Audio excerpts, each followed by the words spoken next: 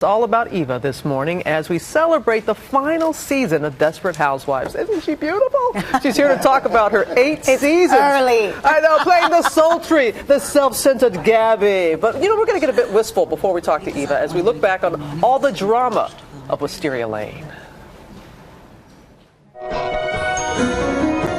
Allow me to take you on a little journey down Wisteria Lane, visiting America's original housewife. The always optimistic Susan. Locked myself out. Naked. Oh. And then I fell. So how are you? The exhausted mother of 5, Lynette. Oh, not now, honey. Mommy's threatening Daddy. Bree, the perfectionist. If you think I'm going to discuss the dissolution of my marriage in a place where the restrooms are labeled chicks and dudes, you're out of your mind. And the Spitfire model turned housewife, Gabrielle. Excuse me, miss. Oh, hey there. I guess you didn't see that big blue sign. This is handicap parking. I know. Primo spot, isn't it? Over the past 8 seasons, we've spent our Sundays with these so-called Desperate Housewives and have gotten to know these women pretty well. So many schemes, countless cover-ups, and catfights.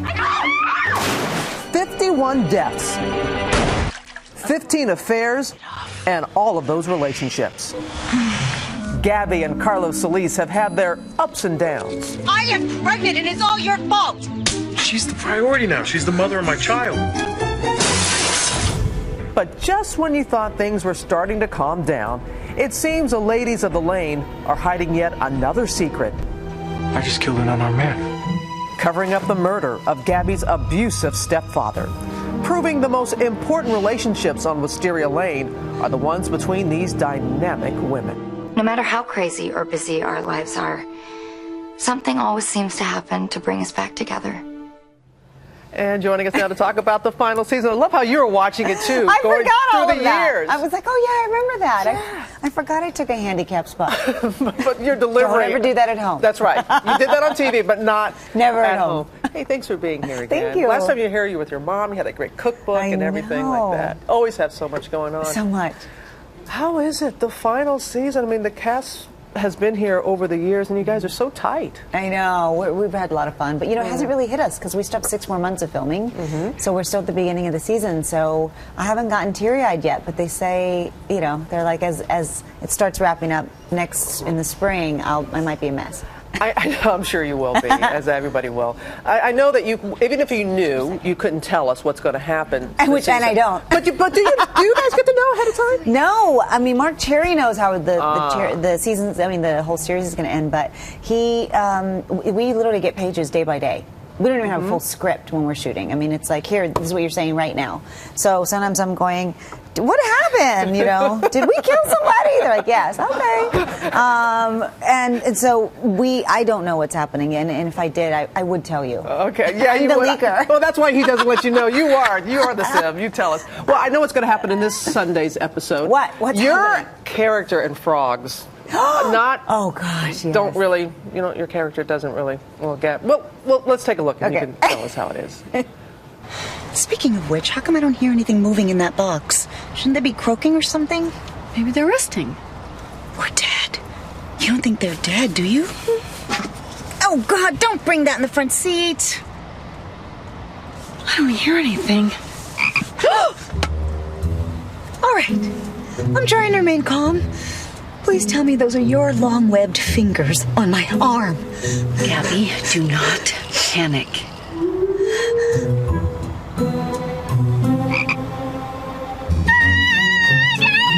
Stay calm! Stay calm! Panic! Was it that much fun? That was like my true reaction. They emailed us like a week before. They go, Marcia Divas, are you allergic to frogs? That's my tweet pic.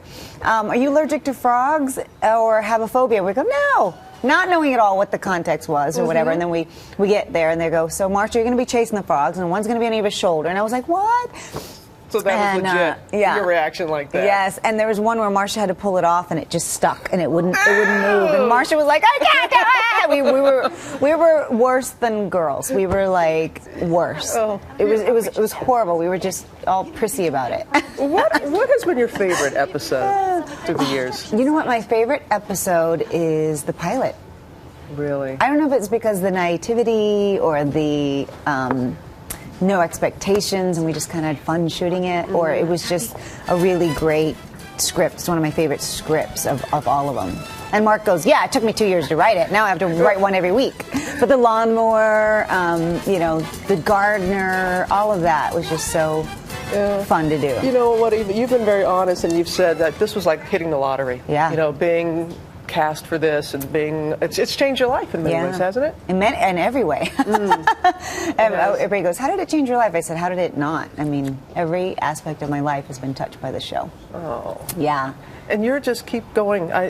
You're working on a documentary that's very important to you. I produced a documentary, yes, called The Harvest, about child farm workers in America. So about child farm work and about the large amount of children, American children, that work in the fields, as young as 8.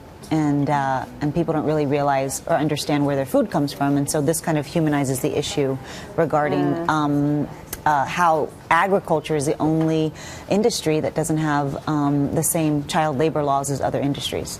It's really cool how you've used your platform for good. Thank you. And to really delve into issues that maybe other people wouldn't do. Have you gone back to school too? You get your master's or something like that? I'm almost done with my master's, yes. I have to write my thesis. And what is it going to be on?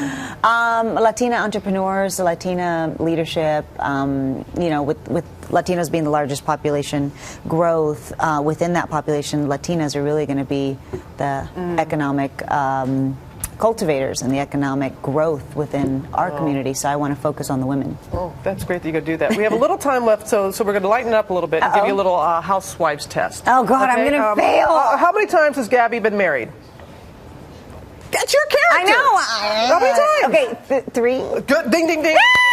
Okay, what is Gabby's address on Wisteria Lane? We have no addresses. Yes, you do. Oh, shoot.